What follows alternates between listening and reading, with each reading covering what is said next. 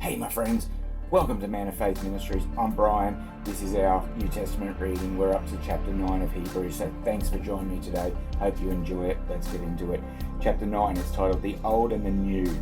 Now even the first covenant had regulations of divine worship and the earthly sanctuary. For there was a tabernacle prepared, the outer one, in which they were the lampstand and the table and the sacred bread. This is called the holy place.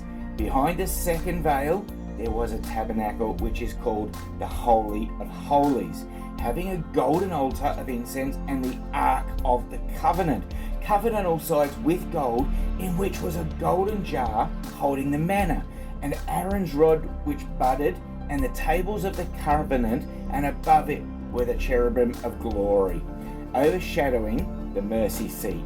But all of these things we cannot speak in detail. Verse 6.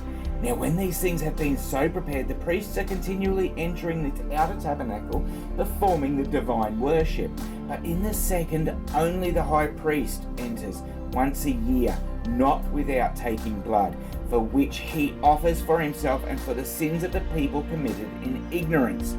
The Holy Spirit is signifying this, that the way into the holy place has not yet been disclosed while the outer tabernacle is still standing, which is a symbol for the present time.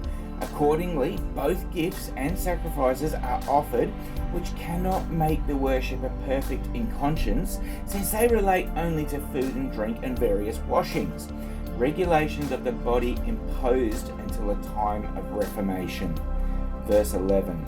But when Christ appeared as the high priest of the good things to come, he entered through the greater and more perfect tabernacle, not made with hands, that is to say, not of this creation, and not through the blood of goats and calves, but through his own blood. He entered the holy place once for all, having obtained eternal redemption. For if the blood of goats and bulls and the ashes of a heifer, sprinkling those who have been defiled, sanctify for the cleansing of the flesh, how much more will the blood of Christ, who through the eternal Spirit offered himself without blemish to God, cleanse your conscience from dead works to serve the living God. Verse 15. For this reason he is the mediator of a new covenant, so that since the death has taken place for the redemption of the transgressions that were committed under the first covenant, those who have been called may receive the promise of the eternal inheritance. For where a covenant is, there must of necessity be the death of one who made it. For a covenant is valid only when men are dead, for it is never in force while the one who made it lives. Therefore even the first covenant was not inaugurated without blood. For when every commandment has been spoken by Moses to all the people according to the law, he took the blood of the calves and the goats with water and scarlet wool and hyssop, and sprinkled both the book itself and all of the people. Verse 20. Saying, this is the blood of the covenant which God commanded you. And in the same way he sprinkled both the tabernacle and all the vessels of the ministry with the blood. And according to the law, one may almost say, all things are cleansed with blood, and without shedding of blood there is no forgiveness.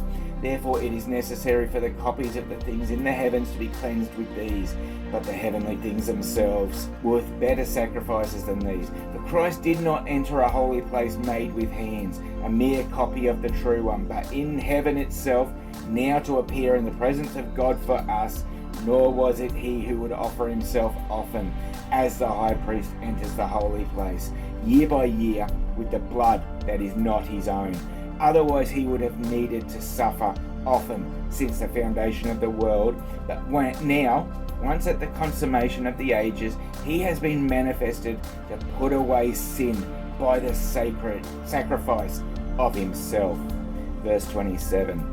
And inasmuch as it is appointed for men to die once, and after this comes judgment, so Christ also, having been offered once to bear sins of many, will appear a second time for salvation, without reference to sin, to those who eagerly await him. That's the end of chapter 9. Next time we've got chapter 10, which is titled One Sacrifice of Christ is Sufficient. So please join me for that one. I hope you're enjoying all these chapters in the New Testament. Till next time, please stay safe, take care, and may the Lord bless you greatly today, my friends.